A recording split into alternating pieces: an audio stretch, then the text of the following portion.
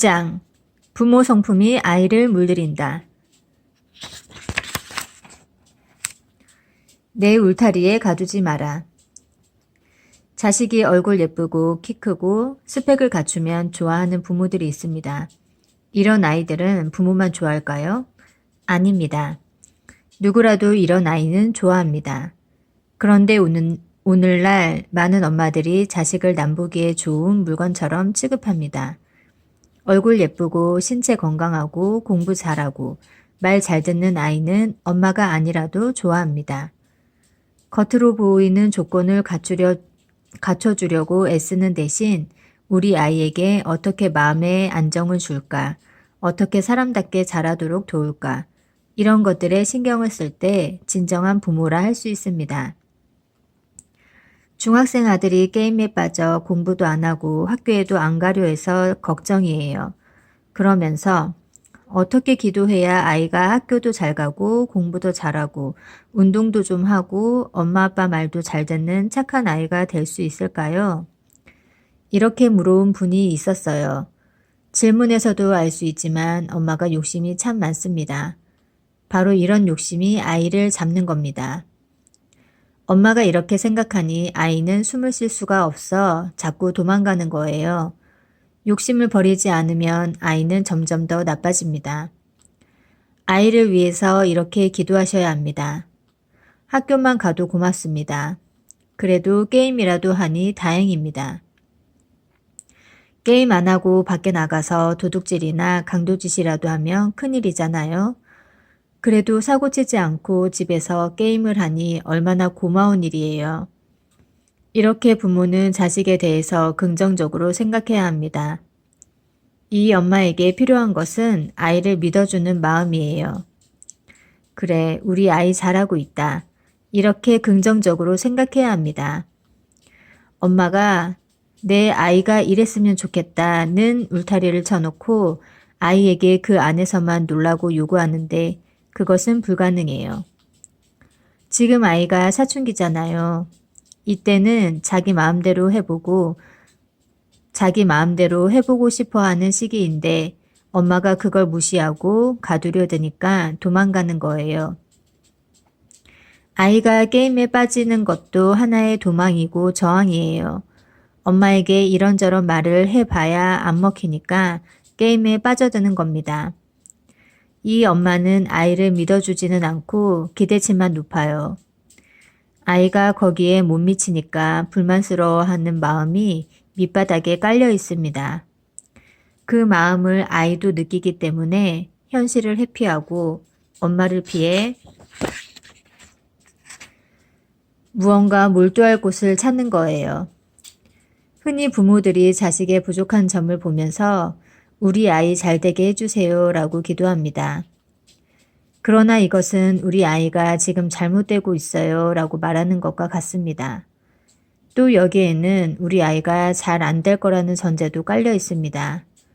안 될 것 같으니까 잘 되게 해달라는 거예요. 엄마가 자식을 보고 안 될지도 모른다고 생각하는 것은 무의식의 불신이 깔려 있는 겁니다. 엄마가 자식을 못 믿는데 이 세상 어느 누가 그 아이를 믿어주겠어요.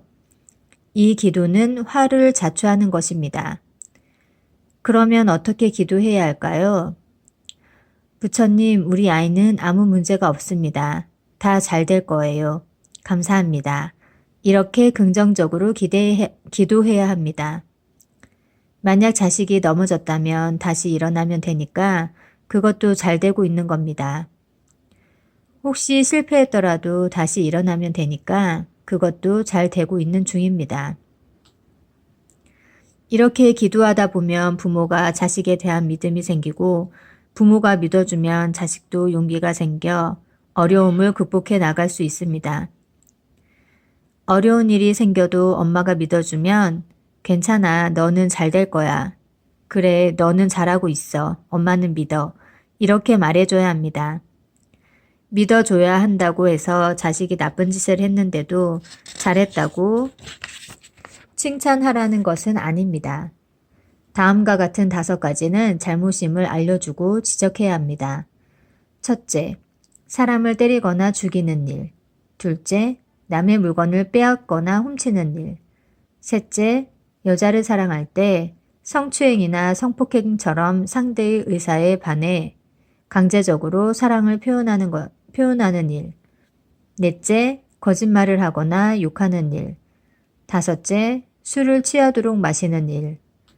이렇게 5가지 경우 외에 다른 문제들은 자식을 믿고 자식에게 맡기면 됩니다. 그러면 자식이 잘못될 일이 없습니다. 내가 알아서 할게 하면 기뻐해라. 아이들이 부모 말을 안 듣고 도대체 대화가 안 된다며 하소연하는 엄마들이 있어요. 중학교 2학년, 중학교 3학년 아들이 제 말과는 반대로만 하려 들고 대화도 잘 안 됩니다. 자기 일은 자기가 알아서 한다면서 제 관심을 무조건 잔소리라고 치부합니다. 스님, 법문을 들은 후 어려서 부모님의 이혼으로 아버지 사랑을 못 받고 자라면서 쌓아온 원망 때문에 아이들에게 제대로 못하는 건 아닐까 해서 수행을 하고 있습니다. 하지만 여전히 아이들에 대해서는 집착을 놓기가 어렵습니다. 또 공부를 열심히 안 하고 게으른 모습을 볼 때면 화가 치밀어 오릅니다. 만약 아이가 내가 알아서 할게 라고 말하면 부모는 기뻐해야 합니다. 아이가 알아서 다 하면 부모가 짐을 덜잖아요. 그런데 부모는 왜 아이가 알아서 하면 안 된다고 생각할까요? 부모들도 자신의 중학교 시절로 돌아가서 한번 살펴봅시다. 그 시절에는 어른들이 아이들에게 극장에 영화 보러 가지 말라고 했는데 그럼에도 불구하고 몰래 보러 갔다가 걸려서 정학당했던 아이들이 있었어요. 어른들 시각으로 보면 문제라고도 할 수 있지만 다른 측면에서 보면 호기심이 왕성하다고 볼 수 있어요. 그 옛날 소풍 가서 술 먹고 기절해서 손수레에 실려갔던 아이들도 지금 잘 살고 있습니다. 어찌 보면 요즘 아이들이 그때보다 더 잘 먹어서 발육도 좋고 텔레비전, 인터넷을 통해 보고 들은 게 많아서 훨씬 더 조숙하다고 할 수 있어요. 아이들은 보고 들은 것을 그냥 따라 배우는 것이지 다른 뭔가가 있는 건 아니에요. 따라 배우기 잘하는 아이들은 남 핑계를 잘 댑니다. 절에서 사는 아이가 새벽 예불을 안 하기에 왜 예불을 안 하니? 하고 물었을 때 아이고 죄송합니다. 이렇게 말하는 아이는 없어요. 아무개 형도 안 하던데요. 이런 식으로 아이들은 항상 누군가를 보고 핑계를 댑니다. 부모가 애들을 야단치면 말은 안 하지만 속으론 이렇게 대꾸합니다. 그럼 엄마는 아빠가 왜 늦게 들어오느냐고 야단치면 속으로 이럽니다. 그럼 아빠는 너 왜 엄마 말 안 들어? 하면 속으로 이럽니다. 엄마는 아빠 말 들어? 아이들은 엄마 아빠의 말과 행동을 다 보고 있기 때문에 야단을 치면 항의하다가 더 야단치면 휙 일어나서 방에 들어가 문을 닫아 버립니다. 그러고는 엄마가 따라 들어올까 싶어 문을 잠가 버려요. 일종의 저항이에요. 힘이 있으면 같이 대들 텐데 아직 힘이 없다 보니까 이런 방식으로 저항하는 겁니다. 그러면 엄마는 분이 나서 어쩔 줄 모릅니다. 엄마 말도 안 듣고 저 버릇 없는 놈. 이렇게 혼자 씩씩대잖아요. 하지만 이렇게 충돌하면 할수록 교육 효과는 없어집니다. 엄마의 잔소리에 밀려 방에 들어가면 아이가 책상에 앉아 공부할까요? 침대에 벌렁 누워서 한숨을 쉬거나 음악을 틀어놓거나 컴퓨터를 합니다. 공부하고는 거리가 멀어져요. 사실 엄마가 바라보는 아이의 모습은 엄마 생각이 투영될 때가 많습니다. 아이가 계속 공부하다가 잠시 내려와서 게임을 하고 있는데 엄마가 외출했다가 그 모습을 봅니다. 그러면 난리가 나지요. 공부도 안 하고 게임만 한다고 야단치잖아요. 그런데 아이가 하루 종일 게임하다가 엄마 올 때쯤 방에 가서 공부하는 척하고 있으면 아무 문제가 없어요. 이것을 봐도 자녀 문제는 사실은 자녀의 문제가 아니고 부모가 시선을 어디에 두느냐의 문제임을 알 수 있습니다. 그래서 부모가 자기 성찰을 해야만 자녀 교육 문제를 해결할 수 있어요. 스님, 우리 애를 만나서 상담 좀 해주세요. 많은 부모들이 이렇게 요청하지만 거의 안 합니다. 사실 아이들은 상담하면 쉽게 문제를 해결할 수 있어요. 어른들보다 훨씬 쉽게 고쳐집니다. 그러나 아무리 아이를 고쳐놔도 부모가 있는 가정 환경으로 돌아가면 다시 원래 모습을 보이고 맙니다. 결국 아무런 도움이 안 되는 거예요. 우리 아들에게 좋은 말씀 좀 해주세요, 스님. 무슨 좋은 말을 해줍니까? 스님께서 항상 좋은 말씀 해주시는 거 있잖아요. 엄마들에게 남편 말 잘 들으라고 이야기하듯이 아이에게도 엄마 말 잘 들으라고 얘기해달라는 거예요. 엄마가 원하는 것은 엄마가 공부해라 그러면 아이가 예 하고 선선히 대답하고 따라주기를 바라는 거예요. 하지만 아이와 상담할 때는 아이 편이 돼서 아이에게 제일 좋은 선택의 길을 열어줘야 합니다.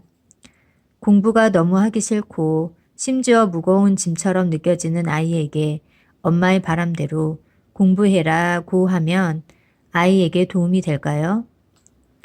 아이는 심각한 정신적인 고통을 겪고 있는데 엄마가 원하는 대로 공부만 하라고 할 수는 없잖아요. 아이의 인생을 하나의 인격체로 생각하면 엄마의 욕심대로 이야기해 줄 수가 없습니다. 그래서 아이의 상태가 심각하면 공부고 뭐고 당장 휴학해라. 그 자리에서 말합니다. 그러면 부모는 한창 공부해야 할 아이에게 공부를 그만두고 쉬라고 했다고 펄쩍 뛰는 거예요. 이것은 정말로 아이의 인생을 생각하는 부모 마음이 아닙니다. 아이가 남과 같은 인생을 살지 않는다고 거기에만 매달려서 아이가 죽을지 살지도 모르는 채 아이를 벼랑 끝으로 밀고만 있어요. 이런 상황에서는 아이를 상담해봐야 문제가 해결되지 않습니다. 더구나 아이가 자신의 인생을 살지 못하고 부모의 뜻대로 조정되는 한 아무것도 달라지지 않아요. 아이가 스스로 주인이 되지 못하고 그 뒤에 주인이 따로 있으므로 상담은 아무 소용이 없지요.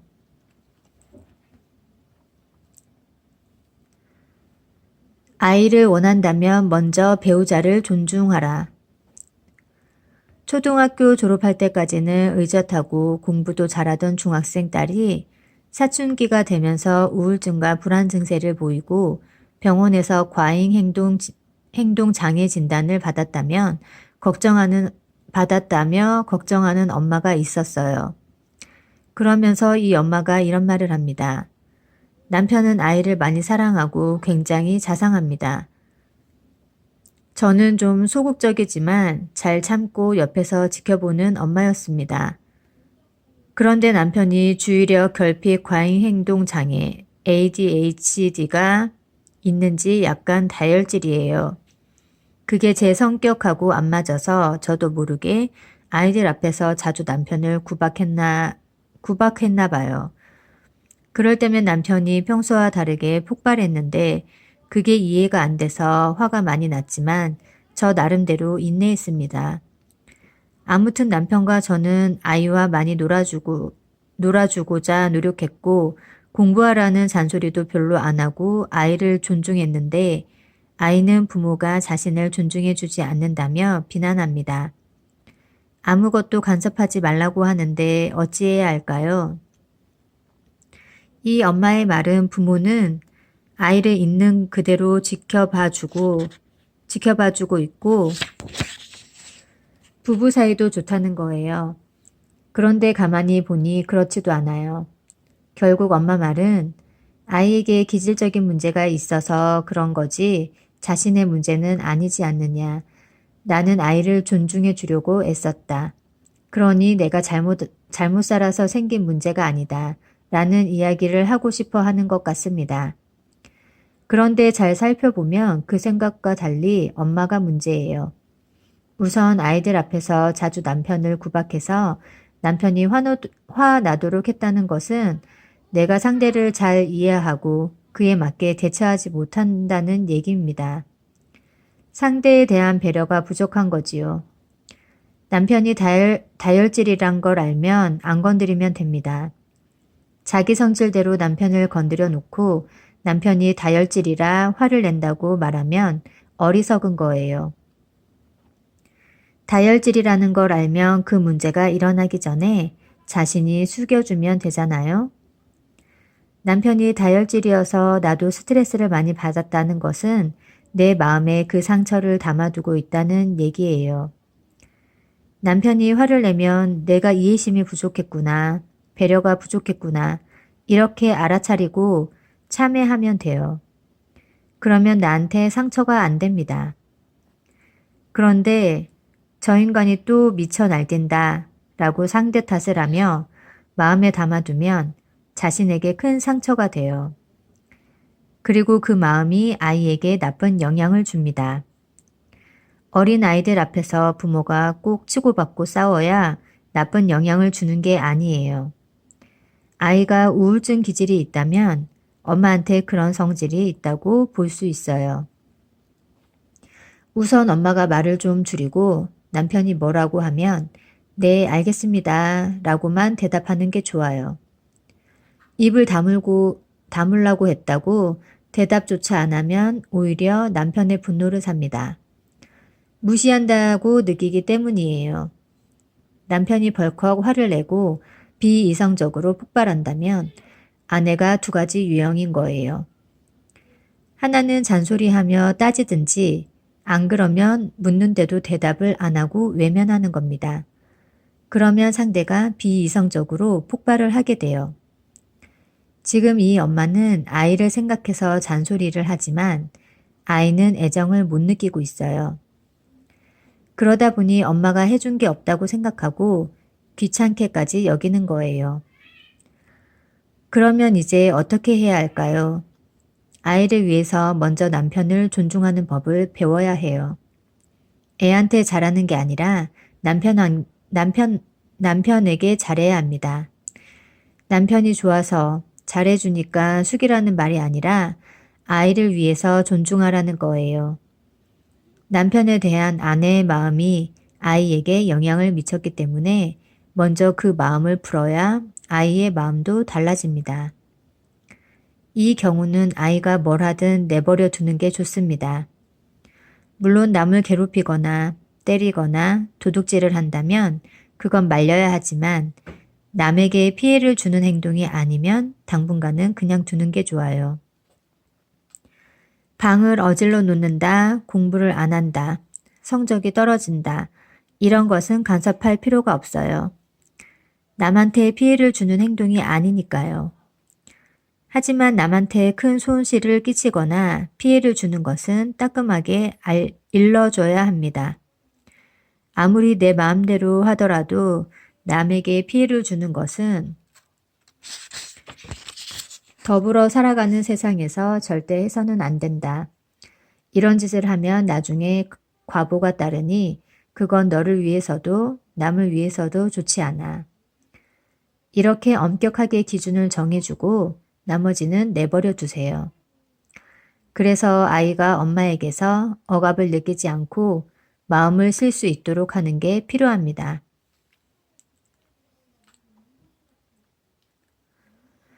마음대로 조정하려 들면 문제가 생긴다. 아이 셋을 키우는 엄마가 이렇게 물었습니다. 둘째 아이는 어려서부터 조용하고 내성적인 아이였어요. 형은 주말이면 친구를 만나러 가는데 둘째는 나가질 않아서 친구가 없니? 나가서 친구하고 놀아 라고 늘 얘기해도 나가 놀지를 않았어요. 그런데 중학교 2학년부터 학교 활동을 하면서 나가기 시작하더니 3학년부터는 친구들과 어울리는 일이 많아졌습니다. 3주 전쯤 4명이서 한 아이를 괴롭혔는데 우리 아이도 끼어 있었나 봅니다. 거친 아이들과 친해지면서 처음엔 장난으로 하다가 같이 괴롭히게 된 것 같습니다. 어떻게 해야 할까요? 아이가 조용한 성격이고 친구를 적극적으로 사귀는 성향이 아니면 그 성격과 성향을 그대로 인정해주면 됩니다. 그런데 아이를 가만히 안 놔두고 나가서 친구를 사귀라고 잔소리를 했잖아요. 그게 부모 욕심이에요. 여자가 남자친구를 사귀고 싶은데 성격이 소극적이면 누구와 사귀겠어요? 소극적이고 조용한 사람과는 사귀게 되지 않습니다.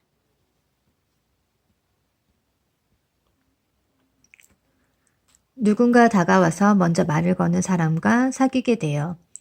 적극적인 사람과 사귀는 겁니다. 그런데 여자한테 적극적으로 집적되는 건 어떤 남자냐 하면 대체로 바람기 있는 남자예요. 그러다 보면 얌전한 고양이가 먼저 부뚜막에 올라간다는 말처럼 필연적으로 얌전한 사람에게 생각지 못한 연애사가 먼저 벌어집니다. 이 아이도 소극적이다 보니까 먼저 말 걸고 사귀지를 못해요. 누군가가 적극적으로 말을 붙이고 끌고 나가야 밖으로 나가게 됩니다. 이때 다가오는 아이들이 대체로 공부에는 관심이 없고 껄렁대는 아이가 많아요. 그런 친구가 다가와서 적극적으로 말 걸고 끌고 나가니까 함께 다니게 된 겁니다. 남 괴롭히고 때리는데 한두 번 같이 다니다 보니 따라하게 된 거예요. 우리 애는 착한데 이런 이야기는 할 필요가 없어요. 두들겨 맞는 아이 집이나 물건 뺏긴 아이 집에 가서 그 집 엄마한테 우리 애는 착한데 친구를 잘못 사귀어가지고 이런 얘기를 하면 욕먹습니다. 이런 경우에는 과정을 생각할 것 없이 앞으로 어떻게 할 건지 엄마가 선택을 해야 합니다. 우리 아이가 소극적이니까 말썽을 좀 피우는 일이 벌어지더라도 학교에 불려가서 욕 좀 얻어먹고 아이가 징계를 받더라도 친구를 사귀어서 사회생활을 하는 게 좋겠다. 이렇게 생각하면 특별히 야단치지 말고 몇 가지 주의만 줍니다. 즉, 남의 물건을 빼앗거나 때리거나 해서 남에게 피해를 주면 안 된다고 말해주면 됩니다. 또 어울려 다니다 보면 성추행을 할 수도 있으니 이런 것은 절대로 안 된다고 주의를 주고 다른 얘기는 안 하는 겁니다. 또 다른 방법은 이런 문제가 자꾸 발생하는 것이 두려우면 이사를 가버리는 겁니다. 지금 겨우 친구를 사귀어서 재미를 붙여놨는데 이 친구를 만나지 말라고 하면 아이가 부모한테 반항할 수 있어요. 지금은 친구가 더 좋을 때이기도 하고 혼자 외롭게 있던 사람일수록 사람을 사귀면 더 쉽게 빠집니다. 이럴 때는 조용히 아이를 데리고 이사를 가버리세요. 자식을 위해서는 부모가 뭐든지 해야 하잖아요. 이런저런 말썽을 피워서 퇴학을 당하기 전에 다른 지역으로 이사를 가는 겁니다. 물론 이사를 간다고 전부 해결이 되는 건 아니에요. 애가 소극적이니까 이사 가서 적응을 잘 못할 거예요. 하지만 그것도 각오를 해야 합니다. 엄마의 심정은 활발하게 친구하고 놀되 나쁜 데는 빠지지 말고 공부도 잘하고 자꾸 이런 생각에서 벗어나지 못하고 있어요. 그런데 어떻게 공부도 잘하고 친구도 사귀되 나쁜 친구는 사귀지 않고 설사 그런 친구를 사귀되 일정한 선은 벗어나지 않을 수가 있겠어요? 그게 어렵다는 겁니다.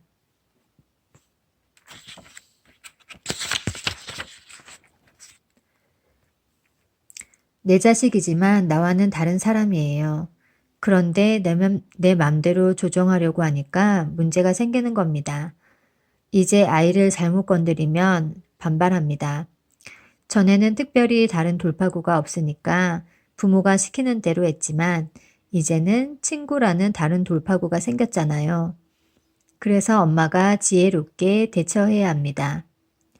자기 내면의 욕구는 콩 씨앗과 같아요. 그런데 콩 씨앗이 있다고 무조건 싹이 트는 것은 아니에요. 천장에 매달아 놓으면 싹이 안 틉니다. 땅에 심어져서 적당한 온기와 습기가 있어야 싹이 터요. 그런데 적당한 온기와 습기만 있으면 싹이 트느냐 하면 아니잖아요. 콩 씨앗이 없으면 싹이 안 트잖아요. 이것은 인연이라고 합니다. 직접적인 원인을 인, 간접적인 원인을 연이라고 해요. 인과 연이 만나 과보가 생겨납니다. 상황이 어떻든 자기 내면의 나쁜 씨앗을 없애는 걸 수행이라 합니다. 수행하다 보면 혹시 나쁜 씨앗이 있다 해도 싹이 안 트도록 환경을 개선해 줄 수가 있어요. 아이야 어떻든 내가 괴롭지 않는 건 내 수행이고 내가 좀 힘들더라도 아이를 위해서 변화된 환경을 만들어주는 것은 연을 개선해 주는 거예요. 이것은 맹자 어머니가 아이를 위해서 3번 이사를 간 것과 같은 이치입니다. 환경을 바꿔야 한다고 생각하면 그만한 노력을 해야 합니다. 물론 그런 노력을 한다고 결과가 생각한 대로 다 되는 건 아니에요. 100을 하면 한 개쯤 될까 말까 해요. 그래도 자식을 위해서 하는 겁니다. 만약 아무것도 안 하고 그냥 가만히 있으면 애가 잘 될까요? 그런 건 세상에 없습니다. 그런데도 인생을 너무 안일하게 생각하고 내 생각대로 안 된다고 자식 탓하고 남편 탓하고 세상을 탓합니다. 가만히 앉아서 걱정만 한다고 되는 일은 없어요. 공부를 안 하면 성적이 나빠지는 것을 각오해야 하고 성적이 잘 나오려면 좋은 날 꽃구경 가는 대신 열심히 공부해야 합니다. 내가 뿌린 씨앗이 있는데 아무런 일도 일어나지 않기를 바라는 것은 욕심이에요. 이제는 자식을 위해서 무엇을 할 것인가 마음의 결정을 내려야 합니다.